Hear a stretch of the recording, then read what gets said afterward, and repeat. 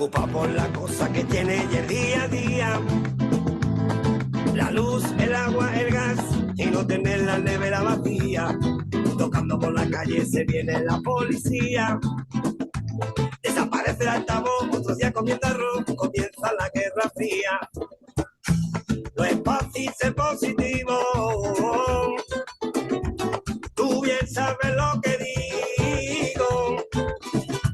Hay que sonreír, amigo, y dejar de mirarse al ombligo. La alegría me visita todos los días, y aunque a veces no sea por ratos largos, mi familia me abriga en la noche fría, y yo reparto alegría con mis manos. Los dolores y Volvemos a Cenizas de Babilonia, Diáspora Española. Ahora estamos co-conduciendo junto con la compañera Paloma García Bellido y tenemos un invitado especial, el compañero Axel López desde Almería. Axel, ¿estás por ahí? Muy buena. ¿Qué tal, Axel? Estamos aquí. Alejandro. Ah, ok. Bueno, te presento. Político y activista español de Podemos, concejal del Ayuntamiento de Almería desde las elecciones municipales de mayo del 23 y miembro de la coalición de izquierdas con Almería, integrada por Podemos, Izquierda Unida, Alianza Verde y Verdes AECO. Sí. Va la primera pregunta. ¿Cómo ves la situación de la izquierda en España en este momento? La situación de la izquierda en España en este momento te diría que es un desastre, o sea, es catastrófica. Em, los partidos de izquierda, si hablamos de izquierda entendiendo los partidos políticos que están más allá del PSOE, ¿no? Del Partido Socialista Obrero Español, te diría que están en un proceso de descomposición absoluta. Podemos, por ejemplo, ahora mismo ni está ni se le espera, nadie sabe qué va a pasar con Podemos. Tiene una tendencia absolutamente negativa de desaparición en absolutamente todos los ayuntamientos, todas las comunidades autónomas. Nos hemos presentado, por ejemplo, a las elecciones autonómicas en Aragón, no se consiguió representación, ni en Galicia, ni en Euskadi, ni en Castilla y León. Entonces, realmente que el partido que ha estado liderando la izquierda alternativa, que representaba la izquierda alternativa, que esté en esta situación, pues evidentemente es algo catastrófico y demuestra el estado en el que estamos.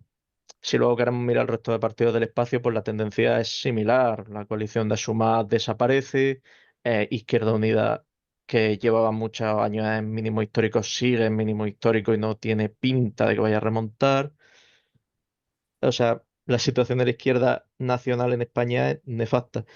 Si queremos entrar luego a valorar otra izquierda alternativa, que son sobre todo las nacionalistas, como el BNG o Adelante Andalucía, sí estamos viendo que son partidos que van al alza o que están consiguiendo mantener parte de ese electorado que la izquierda nacional estamos perdiendo. Sería el punto, el mini punto positivo, por decirlo de alguna manera, pero el panorama general, como te digo, es un desastre. ¿Mismo análisis aplicarías para Bildu en Euskal Herria y para ERC en Cataluña? No, esas izquierdas nacionalistas entrarían en lo que te estoy comentando de esas izquierdas nacionalistas que están consiguiendo mantenerse en ciertos sitios, están consiguiendo incluso más representación de la que ya tenían, bebiendo sobre todo de las izquierdas nacionales que estamos perdiendo fuerza. Pero el problema es que ese auge de la izquierda nacionalista no están, o sea, no van a poder contener, no van a poder compensar la pérdida de los espacios de que fueron Unidas Podemos o que fueron Sumar.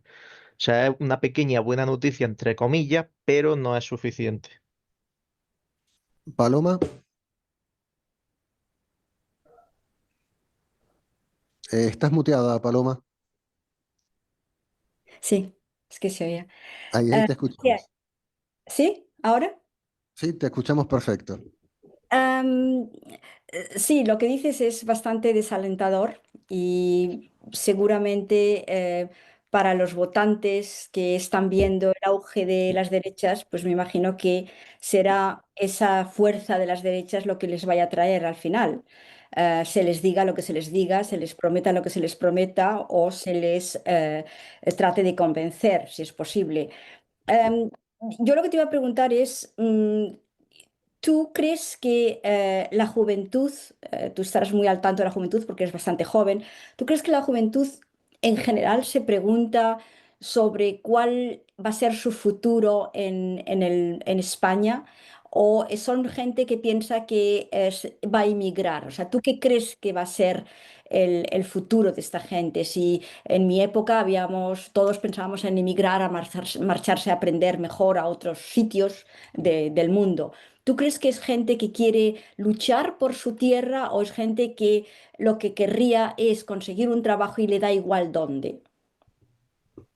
Uf, eso es una pregunta complicada. Supongo que habrá gente de cada tipo, ¿no? En definitiva, a grandes rasgos, yo lo que veo en la juventud es un desinterés absoluto por la política. O sea, ahora mismo lo que tenemos es una generación que ha entendido, malamente a mi juicio, que la política no va a resolver sus problemas o que la política no está para resolverle los problemas. Se han echado en brazos mayoritariamente, solo hay que ver las encuestas y las intenciones de voto de las franjas más jóvenes, se han echado en brazos de las opciones de extrema derecha, que son al final opciones que les dicen pues, que sus problemas tienen una solución muy sencilla, que es enfrentarse al extranjero, enfrentarse al pobre, enfrentarse en definitiva, a cualquiera que sea un enemigo de la extrema derecha, pues, el colectivo LGTBI, la feminista, etcétera, etcétera, etcétera.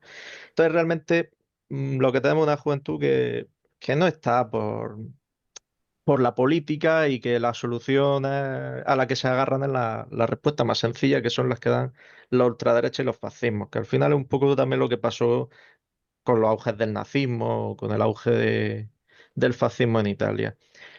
Respuesta sencilla, un enemigo común y todo el mundo a por ello. Y sinceramente es lo más desalentador. Yo la gente joven con la que hablo y que podría ser un poco más de la cuerda, ser más de izquierda, al final sí parece que tienen un poco de esa conciencia social, pero siempre te sueltan el pildorazo del discurso de la extrema derecha porque lamentablemente un discurso que hasta en los nuestros propios en ciertos puntos está calando. Yo he escuchado, por ejemplo, a Gabriel Rufián comprar el discurso de que la inmigración genera inseguridad en los barrios y que solo diga un representante de un partido político como Esquerra Republicana de Cataluña, pues es algo bastante preocupante. Y va a más. Y al final, la preocupación que tiene la gente, y ya no hablo solo de la juventud, sino de la población en general, es llegar a lo mínimo, tener lo básico para subsistir, una vida lo más cómoda posible y los problemas para otros. Ese es el resumen. O sea, que tú crees que la izquierda tendría una posibilidad si les planteara, por ejemplo, un optimismo, vamos a poner por caso. Si tú les dices, tenemos X problemas, por ejemplo, el problema de la energía de renovables que tenemos que apuntarnos a ella, que está apoyada por el gobierno en estos momentos. Y se necesita que la gente se instruya, aprenda de la tecnología que se necesita para desarrollarla, para almacenar la energía, para distribuirla, producirla, almacenarla, distribuirla. Y se necesita mucha gente joven que se dedique a ello. Y habría puestos de trabajo que se les podrían ofrecer. ¿Tú crees que eso podría, o planteamientos hidráulicos que se necesitaran, o planteamientos de recuperación de los bosques, o de plantar bosques, todo lo que fuera una llamada a la juventud para que vengan a ayudar a resolver problemas? Evidentemente, yo he visto, soy educadora y he visto en las universidades que si tú a un estudiante le dices hay un problema y me gustaría que tú cooperaras o participaras para encontrarlo, lo primero que dicen, no, yo no voy a poder, pero luego se incita, o sea, luego les picas y terminan a lo mejor, si les das posibilidades, terminan en pensar en soluciones. ¿Qué opinas tú al respecto? O sea, ¿qué crees que en Almería se podría en estos momentos utilizar como imán de atracción de la juventud para que piense que son útiles para resolver problemas que son urgentes? Pues yo respecto al ejemplo que me ponía, yo te diría que no. O sea, si tú te presentas ahora ante la juventud, y te hablo en genérico, no siempre hay caso y caso, ya te digo, ¿no? Pero así en términos genéricos, tú ahora mismo a la juventud le dices, tenemos este problema renovables y demás, vamos a solucionarlo, habrá puestos de trabajo. Lo primero que te van a decir es que no. Así como de entrada, no, bueno, estamos muy concienciados con el cambio climático, tal, pero bueno, tal. Ahora, si tú vas y les dices, va a haber puestos de trabajo y va a haber un salario alto o adecuado o aceptable, como lo queramos ver, ah, por ahí ya se empiezan a entrar. Así que al final la motivación sería más la económica que la de por meramente ayuda. Por eso no estoy de acuerdo con el planteamiento. Respecto a la segunda parte, que qué podríamos hacer en Almería que pudiera implicar a la juventud. Almería tiene un problema. Es una ciudad, una capital de provincia, pero no deja de ser una ciudad pequeña. No es una gran ciudad como puede ser Barcelona o como puede ser Sevilla. Y no existe un tejido asociativo, un tejido vecinal, no existe un tejido social amplio de colectivos y demás que esté funcionando ahora mismo. Almería tiene un problema y es que es muy de derecha, está muy desmovilizada socialmente y movilizar en Almería es bastante complicado. Entonces, no te sabría responder a tu segunda pregunta. Cuando tú dices que es de derechas, ¿a qué te refieres que es de derechas? Me refiero a que Almería lleva 24 años gobernada por el Partido Popular, o sea, gobernada por la derecha, 24 años consecutivos. Es una ciudad que cuando acabó la guerra civil estaba en el bando republicano y fue muy duramente represaliada. Y es una ciudad en la que esas represalias la han llevado a ser una de las ciudades más derechizadas o con más votos de derecha que hay en España. Por ejemplo, somos una de las provincias, junto con Murcia, que a más escaños le da a la ultraderecha en las elecciones generales. Y eso, pues, es evidentemente un problema que tenemos en nuestra tierra y es un problema ideológico, un problema que no es de ahora ni se va a solucionar ahora. Requiere mucho trabajo de los partidos de la izquierda e incluso el Partido Socialista, que está en Almería, fatal y cada vez va peor, pero requiere un trabajo de calle de los partidos de la izquierda que lamentablemente pues, no estamos en condiciones de hacer, porque nuestros propios partidos no nos dotan de los medios suficientes para que nosotros podamos hacer ese trabajo de campo. Y abandonar los territorios como Almería, que están tan derechizados, pues lleva a que sea prácticamente imposible recuperarlos, y es lo que está pasando. Es uno de los grandes feudos del Partido Popular Andaluz y uno de los grandes feudos de la ultraderecha a nivel estatal. Ya. Porque en el ayuntamiento, por lo que veo, Vox tenéis 4 concejales, PSOE 7, PP Ujú. 15, Izquierda 1. Sí, O sea, que sois sí, poquísimo. ya está. O sea, que Claro, y lo es que sacamos con el 8 mínimo. contra 19. Eso es muy difícil de conseguir. Claro, Eh, tiene una mayoría absoluta del Partido Popular sí. y nosotros que sacamos uno con el 5%, 5,0 algo, o sea, raspado, o Ya. sea, a punto de no salir. Pe- Y es Pero, de coalición toda la izquierda.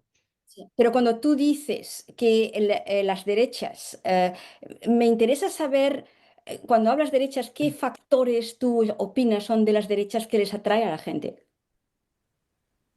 ¿Qué Una es lo que pregunta que yo propone, también me qué es hago. lo que propone las derechas que les pueda atraer para que les voten? Porque también puede haber mucho absentismo, es decir, puede haber gente que no quiera votar. Sí, sí, pero lo que está claro es que la gente que sale a votar vota mayoritariamente a las derechas. ¿Y Y qué es lo no que, solo... qué es lo que ven de las Sí. derechas entonces? Pues una muy buena pregunta, es una pregunta que nos hacemos nosotros mismos también cuando analizamos los resultados electorales y pensamos, ¿qué podemos hacer para conseguir que la gente nos vote? Pero es bastante complicado, porque luego tú te sientas y escuchas los discursos que tiene la derecha y de la patria, de los inmigrantes y demás no salen. O sea, son discursos totalmente destructivos que más que tener propuestas o tener aportaciones, lo que van es en contra de. Entonces, realmente lo que parece es que la gente vota en contra de, yo creo que el del gobierno actual, en contra de cosas que ellos conciben que no son o que no representan a lo que es la identidad española, en este nuevo nacionalismo tan bochornoso que ha surgido, dentro de la identidad española, pues no cabe el colectivo LGTBI, no cabe el feminismo, no cabe los inmigrantes, no cabe pues, negar o rechazar la tauromaquia o rechazar la Semana Santa, todo eso te hace anti-español. Entonces, parece que el voto de la derecha es un voto contra los anti-españoles, que somos todos los que no comulgamos con una serie de valores que ellos conciben que es lo que determina ser español. Tú eres historiador por lo que he visto, ¿no? Ujú. Estudias historia. Sí. ¿Tú crees que la idea esto de que vienen los moros del Cid es algo que en la historia de los colegios se ha implantado? Porque si no, no entiendo por qué tienen miedo a los emigrantes. ¿Cómo les ven? ¿Porque son musulmanes o les ven por qué les tienen miedo? Bueno, yo creo que eso tampoco es una cosa específica de España, ¿no? El miedo a la inmigración es una cosa que se ha generalizado en Europa. Hay corrientes racistas, vamos, el Reino Unido fue uno de los que más. Reino Unido, un odio a la inmigración absoluto, fue de los primeros. En Alemania tiene discursos similares. Italia con Meloni ha llegado a suspender el espacio europeo con España por miedo a que los inmigrantes por la crisis de Ceuta llegasen a Italia de alguna de las maneras. O sea, miedo a la Pero tú inmigración no es una cosa que venga de lo del CIN ni el miedo a, a los musulmanes. Viene pues, crees- sencillamente de eso. Sí, Sí, sí. sí, lo que yo digo es que estos contra la inmigración, al Mm. menos en Inglaterra, están basados en problemas económicos. Es decir, un emigrante le quita el trabajo a otra persona. Sí, y en el Eso es resto lo de que Europa. aquí en Europa se Mm. plantea. No queremos que vengan a quitarnos el trabajo si tenemos, por ejemplo, España que tiene un 10% de desempleo, ¿m? En la Sí. juventud. No quieren que entren y que encima les quiten el poco trabajo que tengan. Por lo tanto, lo que decía yo de los musulmanes es que se puede estar añadiendo a eso el hecho de que son racistas estas posiciones de las derechas. Sí, por supuesto que son racistas, absolutamente. Y son una sucesión de muchos factores. Por ejemplo, lo que tú dices del trabajo. Sí, es uno de los grandes argumentos que usa la ultraderecha en España. Tiene ese, tiene que saturan los servicios públicos, que saturan la urgencia, que saturan nuestra sanidad pública. Por ejemplo, que se llevan las subvenciones, que son los primeros en acceder a la ayuda, pues una serie de bulos, porque no dejan de ser bulos y noticias falsas que son las que se usan como argumento para atacar y demonizar esta inmigración y luego criminalizarla directamente diciendo que pues, los barrios que tienen más inmigrantes pues, son los que tienen más delincuencia, que aumentan los robos, que aumentan las violaciones, en definitiva que aumenta la inseguridad.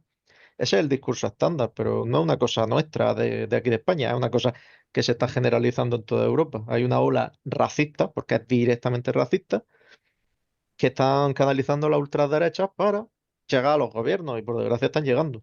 Y aquí en España, pues las próximas generales, por desgracia, yo pienso que van a llegar. Una consulta, una pregunta también. Más allá de que generalmente los discursos de la derecha y de la ultraderecha apelan siempre a lo más atávico, reaccionario, siniestro del espíritu humano para conseguir el voto, yo tal vez haciendo un viaje al futuro desde Buenos Aires, en Argentina, las izquierdas solemos hacer un análisis que tiene que ver con por qué demonios Milei llegó al gobierno con una combinación de una extraña combinación de neofascismo y psicosis.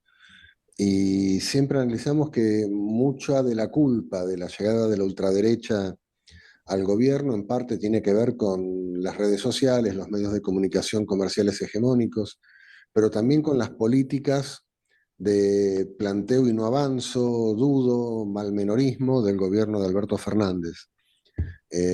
¿Piensas que en España la izquierda debería llevar adelante políticas claramente más profundas e independientes que las que plantea el PSOE, como y sostener un programa de gobierno de transformación para poder ganar elecciones?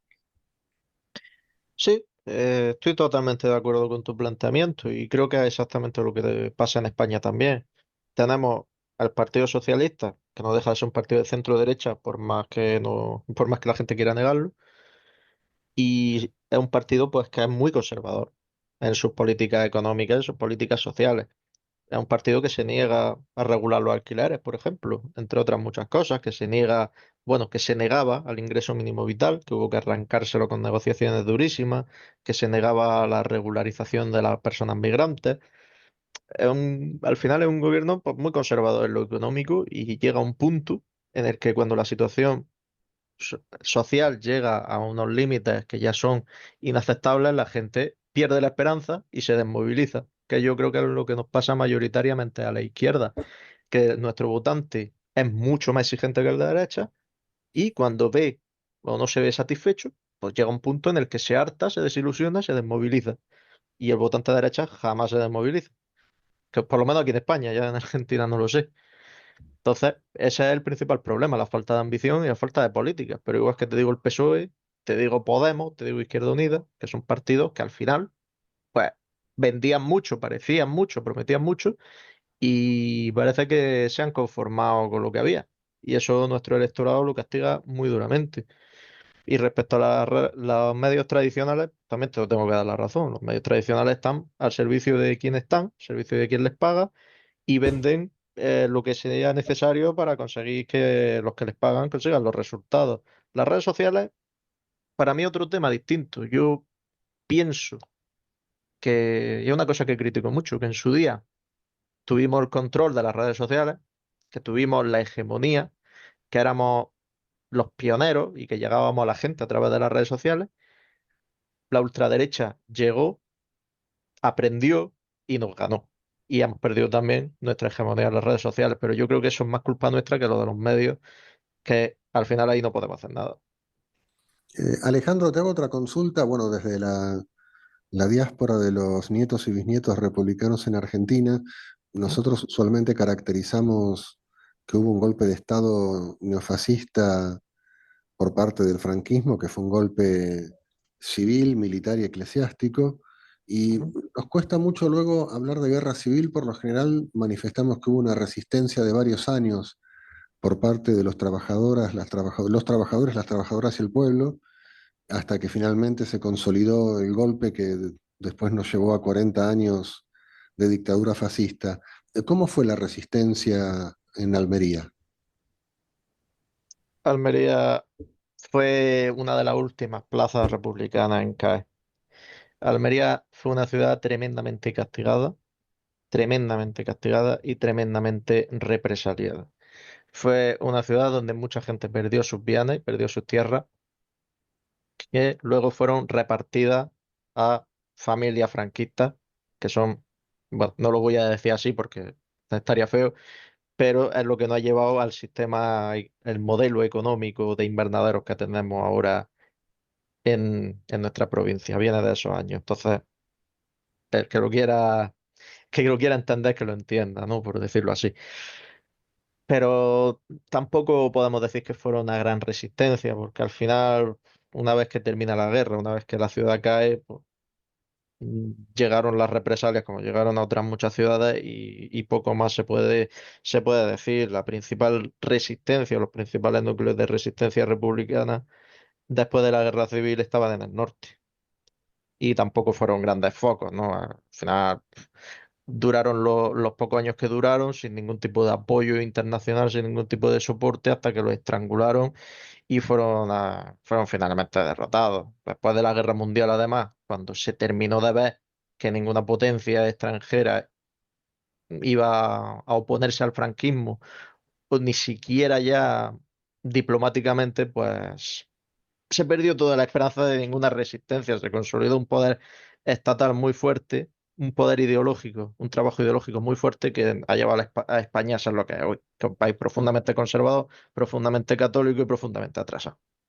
¿Y cómo viene la aplicación de la ley de memoria democrática? La ley de memoria democrática no se aplica. Se aplica, entiéndeme, no se aplica. No se aplica lo que nosotros entendemos que se tiene que aplicar. O sea, te pongo un ejemplo. Tenemos en Almería, en edificios públicos que son del gobierno de España, donde gobierna el Partido Socialista, tenemos simbología franquista. Tenemos el escudo del águila con el lema franquista en la delegación de Hacienda, por ejemplo, que es del gobierno de España. Tenemos calles en Almería con simbología franquista de las viviendas sociales que hacía el franquismo, con el yugo y las flechas. Y tenemos calles que honran a generales que mataron a civiles de nuestro país. O sea, si me preguntas por cómo se aplica la ley de memoria democrática, yo te diría que no se aplica, o que se aplica a pildorazos y mal. Vamos.